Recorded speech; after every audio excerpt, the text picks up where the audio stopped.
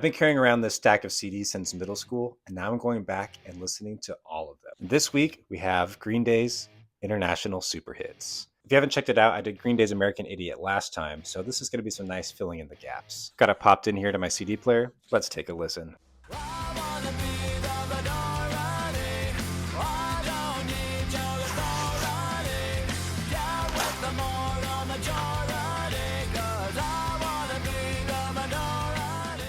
I'm going to keep the history light this time because I did just do Green Day's American Idiot and we got a little bit into it then. But if you're unfamiliar, Green Day are a punk band based out of the Bay Area. The big breakthrough was their major label debut, Dookie, in 1994, though they did have a couple albums before that. I feel like it's not too controversial to call Green Day one of the biggest rock bands in the world at this point. Maybe they're sort of reaching that legacy status now, but this band is insanely popular. I talked about how American Idiot redefined the band, but their first greatest hits compilation, International Super Hits, shows what they were redefining themselves from. American Idiot was really my introduction to the band. Again, I knew some of these singles, but it was the first album I listened to. Fell in love with the group, and I remember going out to the store. I went to Warehouse Music and picked up International Super Hits. So first, let's just talk about the nature of greatest hits. There's going to be more greatest hits compilations in this CD case. When I bought most of these CDs, I was becoming a music fan. I was discovering the music that I liked, not just what my parents liked, although of course they had some influence. And as I've gotten deeper into being a music fan, I've heard a lot more discourse about greatest hits compilations and how they're basically not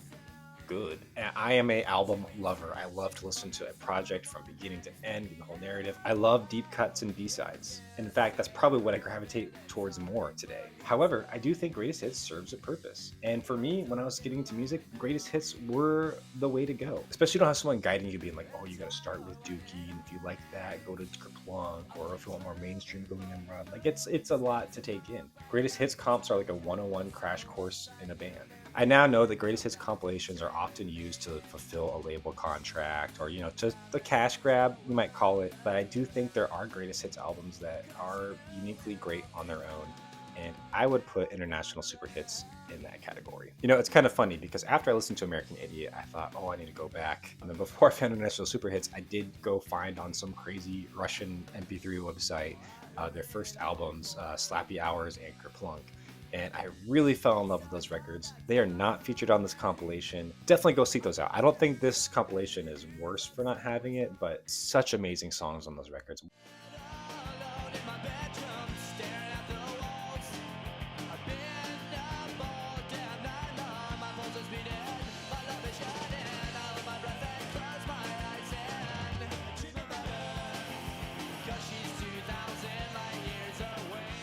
I think for a lot of people, Dookie is where Green Day begins, but going back to its records, you cannot deny their punk credibility, and I think they have a lot of it. International Super Hits collects songs from the band's first 4 albums, Dookie, Nimrod, Insomniac, and Warning, and the tracks more or less play out chronologically. There are 2 songs at the beginning that aren't featured at any of those albums. There's a re-recorded version of Maria that opens the record, which was originally a B-side to the Waiting single, and there's a new song, well, not new anymore, but a new song to the album called Pop Rocks and Coke, which I am very in love with now after listening to this record a bunch of times. I don't care if you don't mind. I'll be there, not far behind. I will dare, keep in mind. I'll be there for you.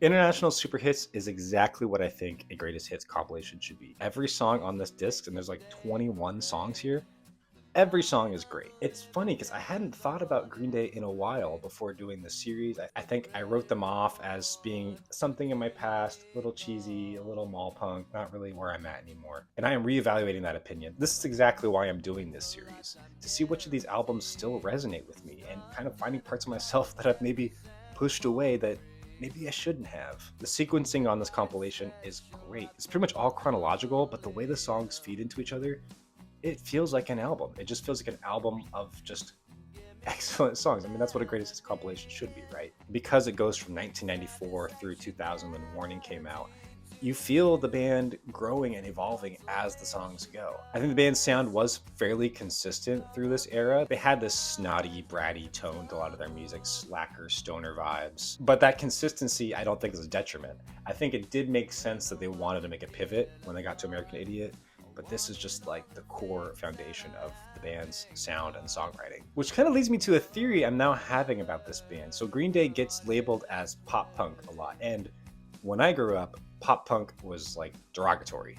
If you called someone pop punk, it was like calling them fake. Like, you're not a real punk. You write pop music. Your songs are catchy. You're not like Black Flag or Fugazi, man. And this is all stuff I learned once I actually got involved in punk scenes. Going to a punk show and being like, I love Green Day and Blink-182, I got like a lot of like side eye, you know? And I say this without wanting to disrespect their punk bona fides, which again, I say they do have. They grew up in the punk scene. They know punk history. They know the aesthetics.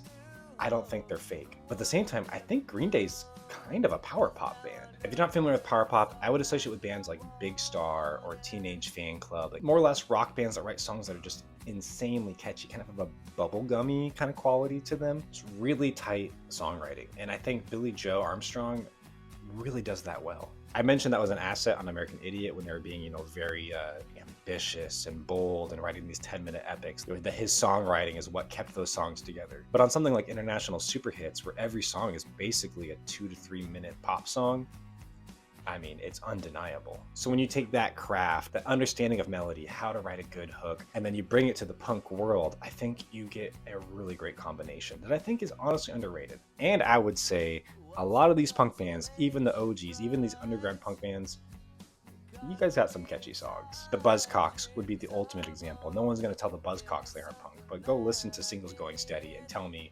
that those aren't just like absolute banger pop songs.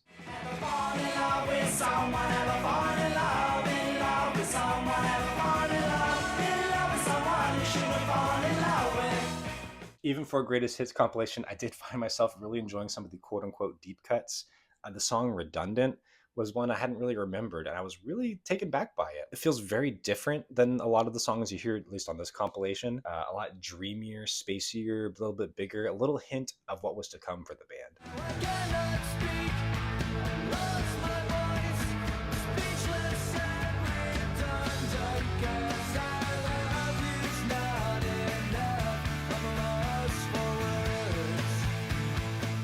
I mean, Longview, Basket Case, Welcome to Paradise, Geek Stink Breath, Hitchin' a Ride, Good Riddance, Time of Your Life, like the ultimate graduation, oh my god, are we ever gonna see each other again? I love you so much, ballad. It's something unpredictable, but in the end is right. I hope you had the time of your life. I mean, I feel like I could go on, but really all I want to say is that Green Day might be a little underrated. Like I said, they're one of the biggest bands in the world, but I feel like maybe I have underrated them since my fandom back then. I'm having so much fun going through these CDs, and I cannot wait to do more. If you like analysis and commentary and just general thoughts about music, I do have a newsletter. It's called Another Thought over on Substack. That's Another Thought over on Substack. You can go there and subscribe. New newsletters drop every Wednesday. Make sure you subscribe, follow, whatever, to see the next videos coming up, because the next one, we're going to go back to the mall.